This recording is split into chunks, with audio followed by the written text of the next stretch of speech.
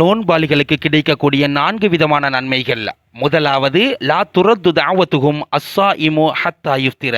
நோன்பாளியினுடைய துஆக்கள் அங்கீகரிக்கப்படும், மறுக்கப்பட மாட்டாது. திருமிதி ஷரீஃபிலே 1598வது ஹதீதாக பதிவு செய்யப்பட்டிருக்கிறது. இரண்டாவது, இன்ன ஃபில் ஜன்னதி பாபன் யுகாலு லஹு ரய்யான் யதுகுலு மின்ஹு அஸ்ஸாயிமுன யௌமல் கியாமா. நாளைய தீர்ப்பு நாளையில் ரய்யான் என்று சொல்லக்கூடிய சுவன வாசலின் வழியாக நோன்பாளிகள் மட்டுமே நுழைவார்கள். புகாரி 1896வது ஹதீதாக பதிவு செய்யப்பட்டிருக்கிறது. மூன்றாவது, அத்தியபு ஐந்தல்லாஹி மின் ரிஹில் மிஸ்க். நோன்பாளியினுடைய வாயிலே இருந்து வரக்கூடிய துர்வாடை அல்லாஹ்விடத்தில் கஸ்தூரி வாடையை விட சிறந்தது. புகாரி 1904வது ஹதீதாக பதிவு செய்யப்பட்டிருக்கிறது. நான்காவது, மன்சாம ரமதான ஈமானன் வஹ்திசாபன் குஃபிர லஹு மா தகத்தம மின் தம்பி.